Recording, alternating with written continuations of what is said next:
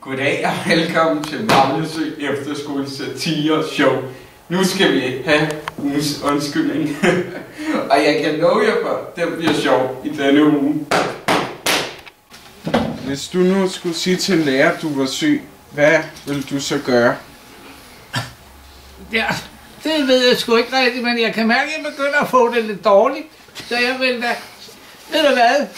Jeg bliver nødt til at holde mig i sengen i dag nu, for jeg har det kraftedeme dårligt, mand. Jeg har det dårligt. Kan du forstå det? Dårligt. Ja, ja, du må du ikke gå. Når du spiller håndbold, så skal man passe på med sine piercinger. Du ser på Maglesø Satireprogram. Nu kommer der noget nyt. Goddag og velkommen til et afsnit af Spændende Mennesker på Maglesø Efterskole. I dag skal vi besøge Sebastian Formet.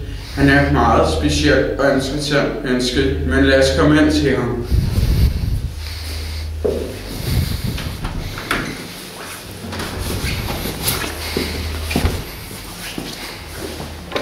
Er I her, han bor? Jeg får at vide, det her, han bor i min høresnegl. Hallo? Jamen, lad os prøve at gå ind. Sebastian? Hallo? Vi vil godt stille dig nogle spørgsmål, Sebastian. Vi er kommet fra programmet om spændende mennesker på Maglesø. Må vi stille dig nogle spørgsmål? Det er det. Hvorfor ligger du og sover nu? Det er overhovedet ikke. Hvad laver du i din fritid? Fritid? Ja. På efterskole eller hvad? Ja, generelt bare. Skal handle om, hvad laver du i din fritid? Minus slapper jeg ikke. Ja, hvad laver du ellers? Hvad laver du i timerne? Sover. Ja, det kan vi jo se. Men det var så det der afsnit af Spændende Mennesker. Vi ses i morgen, hvor vi tager ind til Sebastian igen. Hvorfor er det nu? Nu er vi så på vej ind på lærerværelset. Så kan det være, at vi kan finde ud af, hvor Sebastian har sin dovenskab fra. Men lad os komme ind på lærerværelset. Okay. Nu er vi så på lærerværelset. Vi skal jo se, om de foretager sig noget fornuftigt. Lad os følge lidt rundt i rummet.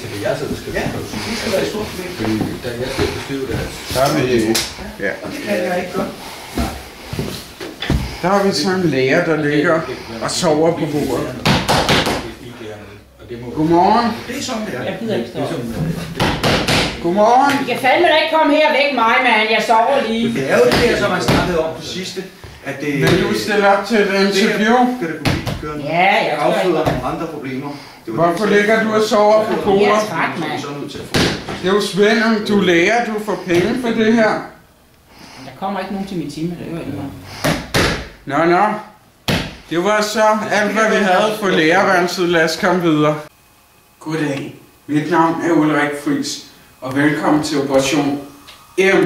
Det er programmet, hvor vi afslører svindere på Maglesø Efterskole. Så lad os komme ud og se, hvilke nogle svinderier, der foregår klokken 11.29 på Maglesø Efterskole. Goddag og velkommen til Maglesø Efterskole.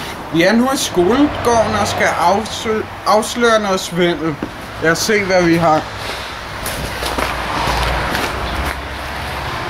Hvad er det? Det er jo sådan nogle, jeg legede med, da jeg var barn.